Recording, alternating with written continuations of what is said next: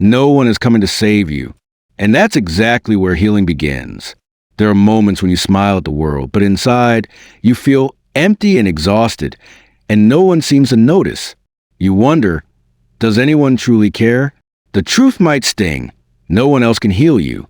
But here's the power in that truth. It means you hold the key. I used to wait for someone to show up, to understand me, to soothe the ache. But no one came. Only when I paused and turned inward did I start to truly heal. This video, Heal Yourself Without Anyone, isn't just another feel-good speech. It's a roadmap, a gentle, honest guide back to yourself, based on 10 timeless Buddhist teachings, not in a religious sense, but in a deeply practical and emotional one. Each lesson is a quiet doorway, leading you from emotional chaos to clarity, from burnout to balance. You don't have to be perfect. You just have to be willing to pause, to listen, to begin again from within. If you've been feeling tired, numb, or quietly broken, stay. This isn't just a video. This is your turning point. And you're not alone anymore. Part 1. Everything changes. Learning not to cling. If it feels like your pain will last forever, that's because you're looking at it through the wrong lens. Here's the truth no one tells you when you're hurting. Everything is in motion, even your suffering. Pain convinces us we're stuck, that life has frozen, and we'll never feel joy again. But that's the illusion.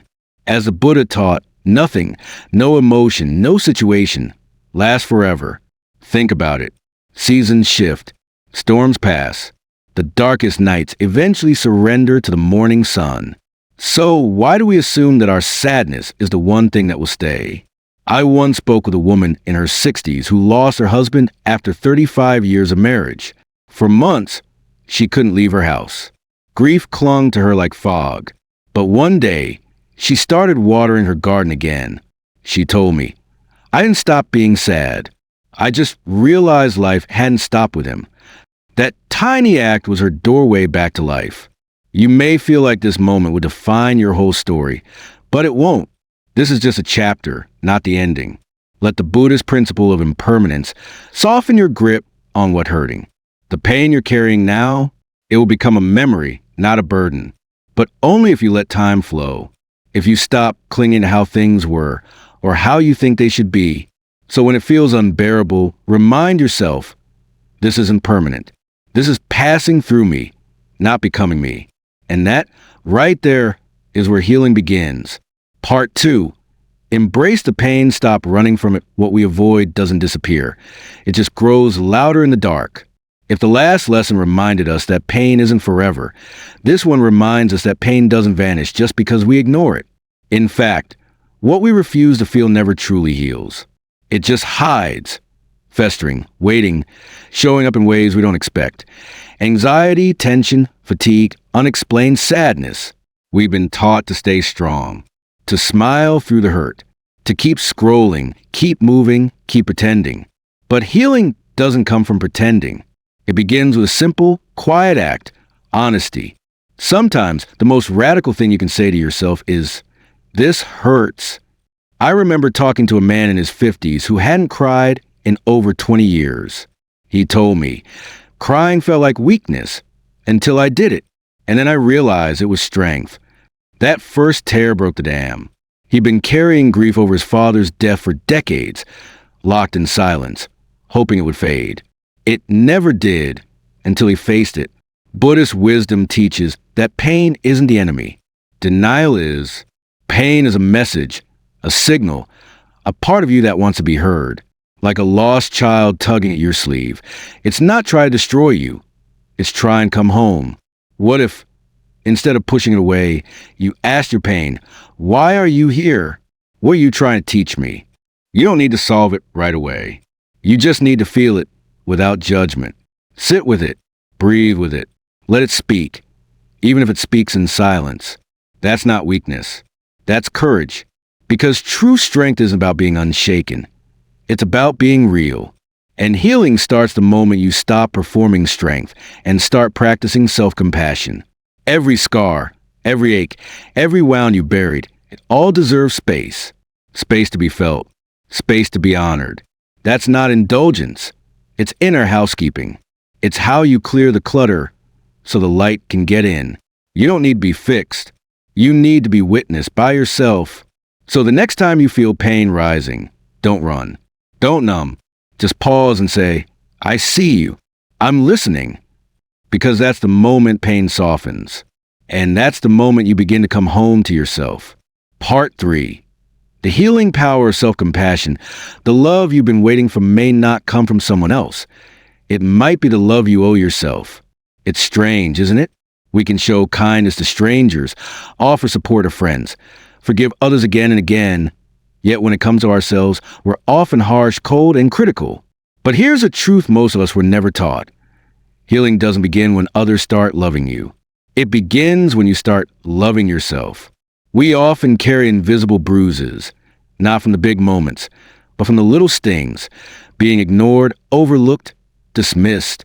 And in those moments, we don't just feel hurt. We begin to doubt our worth. We ask ourselves, am I not enough? But what if the real wound isn't the lack of love from others, but the absence of love from within? Buddha once said, you yourself, as much as anybody in the entire universe, deserve your love and affection. It sounds beautiful, but for many people, it's the hardest thing to accept. I once worked with a woman who had spent her whole life achieving degrees, promotions, perfect parenting. But she told me, no matter how much I did, I never felt proud of myself. She was kind to everyone, except herself, and she was exhausted. So we started small. One morning, she looked in the mirror and whispered, I'm doing my best. And that's enough. She cried, not because she was weak, but because for the first time in years, she felt seen by herself. That's what self-compassion does. It doesn't mean ignoring your flaws or excusing bad habits. It means standing beside yourself, especially when you're struggling. It means choosing tenderness over punishment. So ask yourself, what would it look like to treat yourself like someone you deeply cared about? Would you speak to yourself differently? Would you allow rest instead of guilt? Would you hold your mistakes gently instead of weaponizing them? Self-love isn't arrogance. It's responsibility. It's the quiet, consistent act of saying, I've got you. I'm not abandoning you. Not anymore. Because here's the truth. Until you love yourself, you'll keep searching for someone else to do it for you. And that search will exhaust you. So the next time you feel unworthy, pause. Take a deep breath. Place your hand on your chest and say, I see you. I accept you. I love you. It might feel strange at first, but over time, it becomes a foundation of real healing. Not from the outside in, but from the inside out. Part 4. The medicine of silence sometimes. The loudest healing happens in the quietest moments. We live in a world obsessed with noise. Notifications, news cycles, endless opinions. We're constantly surrounded by voices telling us what to think, feel, and do. But when was the last time you actually heard your own voice? Silence isn't empty. It's full of answers. Buddhist wisdom teaches that a disciplined, quiet mind leads to happiness. Not through more action, but through stillness. Yet for most of us, silence feels awkward, even uncomfortable. Because when we turn off the noise around us, we suddenly have to face what's inside. And that's where real healing begins. I remember a man in his late 40s who came to a retreat I hosted. His life looked perfect. Stable job, nice family, good income. But he confessed he hadn't felt peace in over a decade. He said, I'm scared to be alone with my own thoughts. And that fear kept him constantly distracted. We tried something simple. 10 minutes of silent sitting. Each morning. No music. No scrolling. Just breath and presence. By day 3, he broke down, not from sadness, but from clarity. He said, I finally heard myself again, and I realized I've been ignoring me for years. That's the power of silence. It doesn't erase your pain. It reveals the parts of you that have been silenced by speed and noise. It's the space where your soul can finally whisper, you're not broken. You're just tired. Come back to yourself. You don't need to meditate like a monk or disappear into the mountains. Just give yourself small pockets of quiet. In the car, before bed, while sipping tea. And in those quiet moments, breathe, not to escape, but to return. At first, your mind will rebel. Old wounds may rise. Thoughts may race. That's normal. Don't judge it, just witness it. The mind, like a shaken glass of muddy water, needs stillness to become clear. And as you sit, something magical starts to happen. The mental clutter softens, your chest loosens, your inner world becomes less chaotic. Not because life changed, but because you stopped running. Healing doesn't always require more doing. Sometimes it just needs more being. So the next time you feel overwhelmed, overstimulated, or disconnected, don't reach for another distraction. Try something radical. Stop, breathe, be still. Because inside that silence, the real you, the calm, wise, resilient you, is waiting to be heard. Part 5. The present moment is where life truly lives. You're not tired because life is too hard. You're tired because your mind is everywhere but here. How often do we go through an entire day, physically present but mentally elsewhere? We eat but barely taste. We walk, but don't feel the ground beneath us. We breathe, but forget we're alive. The Buddha taught that the only place life actually happens is in the present moment. Yet most of us are either replaying yesterday or rehearsing tomorrow. And in doing so, we miss the only thing that's real. Now, I once spoke with a woman in her 70s who told me something profound. I used to spend years regretting things I didn't say to my parents, she said. Then, I'd worry every night about my kids and what could go wrong. But one morning, I watched a hummingbird hover at my window and I realized I hadn't been here in decades. That moment changed her. She started practicing mindful living, not by meditating for hours, but by doing simple things slowly and with full attention. Healing begins the moment you return to now. Right now, you can feel your breath. You can listen to the quiet hum around you. You can notice the way your body feels, the weight, the warmth, the life still pulsing through you. That is presence. That is power. Being present doesn't mean pretending the past never happened or that the future doesn't matter. It means refusing to let them rob you of this moment, because this moment is the only one you can shape. So when your mind drifts to what hurt you or what might hurt you next, gently bring it back. Back to your body. Back to your breath. Back to this moment. One man I coached set a timer on his phone to pause every 3 hours. Each time, he'd stop and ask himself, am I here or am I lost in thought? Within 2 weeks, he said he felt lighter, not because life got easier, but because he got present. Mindfulness isn't a technique. It's a return to what's already here. So the next time you find yourself anxious or overwhelmed, ask gently, what's real right now? Then look around, feel your breath, feel your body, and remind yourself, this moment is mine, and it is enough. Because the doorway to peace, to clarity, to healing, it's not out there. It's right here. And it always has been. Part 6. Trace the pain to its roots. You can't heal what you don't understand. And most wounds run deeper than we realize. Have you ever overreacted to something small, like someone criticizing your idea or forgetting your name, and then felt confused by your own response? That's not just sensitivity. That's a signal. Pain always has a root, and healing starts when we trace it. The Buddha taught that all suffering arises from a cause. It doesn't just appear out of nowhere. And if we can see the cause clearly, the suffering begins to dissolve. Let me tell you about Arjun, a man I met during a seminar in Singapore. On the outside, he was successful, well-dressed, articulate, respected. But anytime someone challenged his opinion, his hands would shake and his confidence would crumble. Eventually, in a moment of quiet, he shared a memory. When he was 10, he made a small mistake on a school project. His father publicly humiliated him in front of classmates. The shame he felt that day never left. He buried it, but it didn't go away. Like a tree whose roots are poisoned, even the strongest branches will suffer. That's what happens to us emotionally. We think we've moved on. We tell ourselves we're fine. But those early wounds, unacknowledged, unhealed, continue to shape how we react to love, trust, and cope. The problem is, modern life teaches us to numb, not understand. We drink, scroll, binge, or stay busy, not realizing we're avoiding the very thing that holds the key to our healing. But you can't outrun the roots of your pain. Buddhist teaching asks us to sit with our suffering, not to wallow in it, but to investigate it with compassion. Ask yourself, where did this feeling begin? What memory does this moment remind me of? Am I reacting to the present or to something much older? The answers might not come quickly, but asking the questions is an act of power because clarity is liberating. And the moment you name the wound, you stop letting it run your life in the dark. I often recommend journaling after moments of emotional discomfort, not to analyze, but to trace. When else have I felt this? That simple practice, done consistently, can reveal patterns you've carried for decades.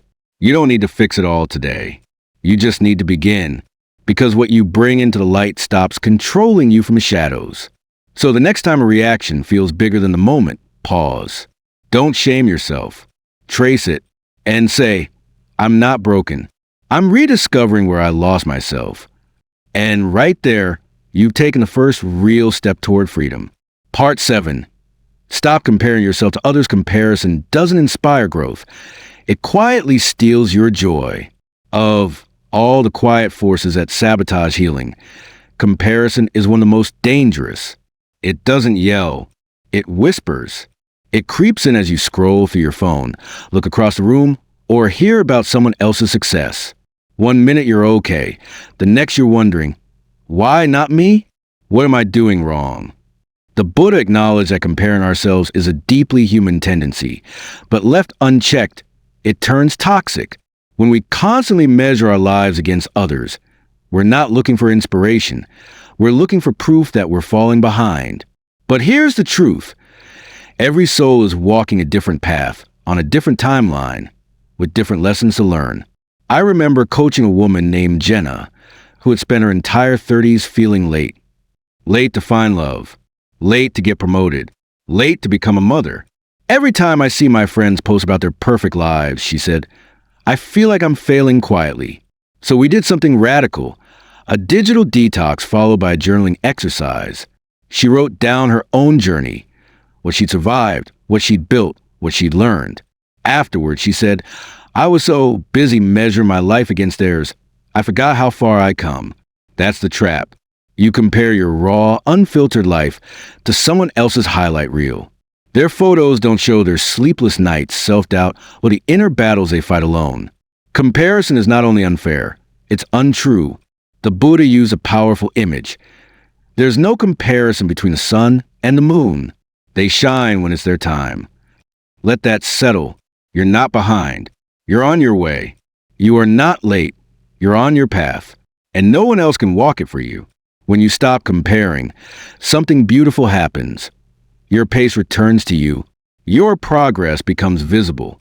Your own voice, your own rhythm, your own light comes back into focus. Here's something you can try today. Make a self-honor list. Write down 3 things you're proud of, not because others recognize them, but because they matter to you. And every time you feel that creeping voice saying you're not enough, pause and answer back. I'm not here to match someone else's story. I'm here to live mine. Because peace doesn't come from being ahead. It comes from being aligned with your truth, your timing, and your purpose. Let go of the urge to compare. Reclaim the grace of walking your own way. Part 8. Forgive yourself, and others' forgiveness isn't something you give to others. It's the freedom you give yourself. We often think of forgiveness as a gift we give to the people who hurt us. But what if the person who needs it most is you? The Buddha taught that holding on to anger is like drinking poison and expecting the other person to die. And yet, so many of us do it. We rehearse old wounds, relive betrayals, and carry bitterness like a badge of protection. But here's the truth. Anger doesn't protect you. It imprisons you. I once worked with a man named Tom in his 60s who hadn't spoken to his brother in over 20 years. The fight? A misunderstanding over a family inheritance. The real wound, though, wasn't about money. It was a feeling of being rejected. Over the years, the silence between them grew louder than any argument ever could. When we explored it, Tom said, I've been waiting for him to apologize. But meanwhile, I'm the one carrying the weight. That's when he realized something powerful. Forgiveness isn't about the other person changing. It's about choosing not to suffer anymore. To forgive doesn't mean to excuse. It means to release. You're not saying, what you did was okay. You're saying, I choose not to let it control me anymore. And this applies even more deeply when the person you need to forgive is yourself. How many of us carry guilt for things we can't change? A harsh word spoken in anger, a decision we regret, a dream we abandoned. We think punishing ourselves will somehow redeem us, but it doesn't. It just keeps the pain alive. You can't heal while holding yourself hostage. Self-forgiveness doesn't mean erasing your past. It means honoring the lessons it gave you and deciding that you are still worthy of peace. Try this. The next time you feel a wave of resentment toward someone else or toward yourself, pause. Place your hand over your heart and say, I release this pain, not because they deserve it, because I do. And if the voice in your head says, but I don't deserve forgiveness, ask yourself this. Would you say that to a child who made a mistake while trying their best? Then why say it to yourself? Forgiveness isn't a favor. It's a form of freedom. So today, take that step. Let go, not to erase the past, but to stop letting it weigh down your future. Because you can't walk toward healing with clenched fists. Part 9. Practice mindfulness. Your life isn't passing you by. You're just not fully here to live it. We often blame exhaustion on work, aging, or the world being too much. But the truth is, much of our weariness doesn't come from what we do. It comes from how we do it. Our minds are constantly scattered, racing between yesterday's regrets and tomorrow's worries. Rarely do we pause long enough to simply exist in the moment we're in. And in that disconnection, we lose something precious: peace. Buddhist wisdom offers us a simple, transformative solution: mindfulness, not as a trendy buzzword, but as a return to conscious living. As Thich Nhat Hanh once said, the present moment is filled with joy and happiness. If you are attentive, you will see it. I remember helping a single father who was constantly overwhelmed. He juggled 2 jobs, cared for his daughter, and barely had a moment to breathe.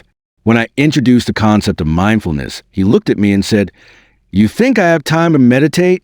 So we started small. Instead of rushing through breakfast, he was asked to sit for 3 minutes. No phone, no news, just him and his coffee.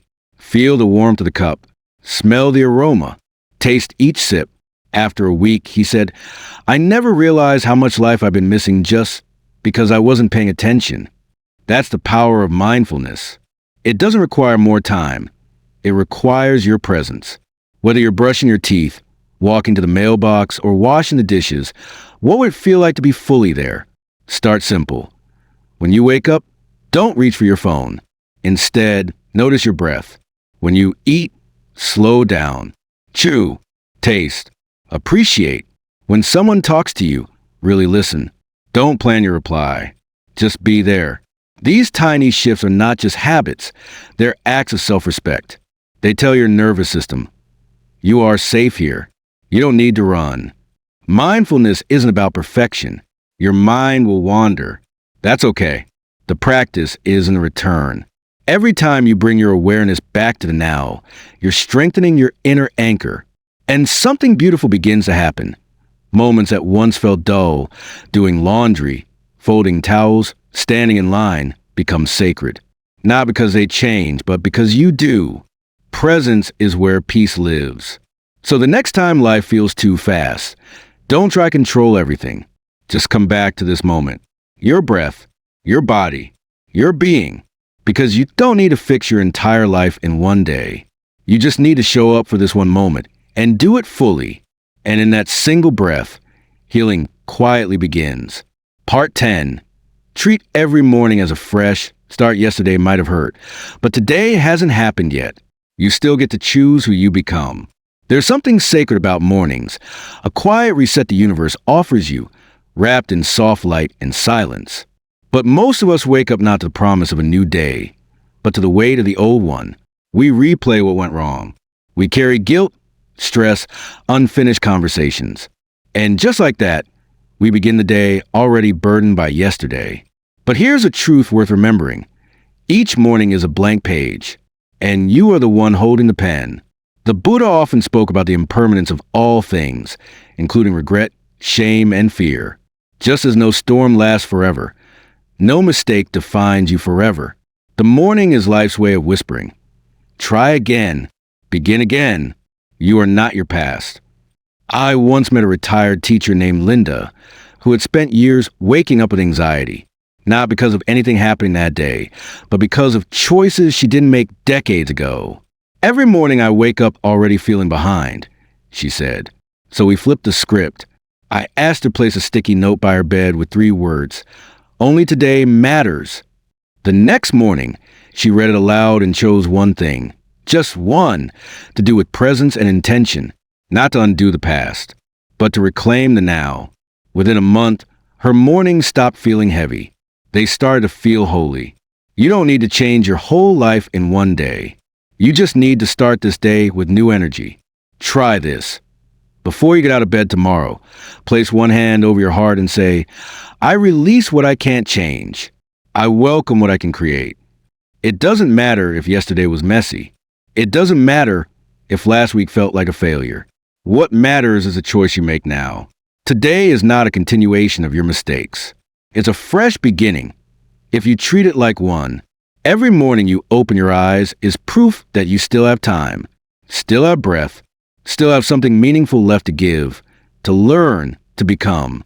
So take that first sip of tea with awareness. Step outside and feel the air.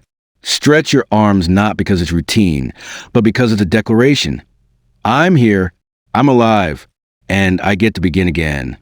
Because healing doesn't happen in one grand gesture. It happens in these quiet, powerful choices we make at sunrise. And each morning is another chance to come home to yourself. You've made it through 10 quiet truths, 10 invitations to pause, to breathe, to listen deeply.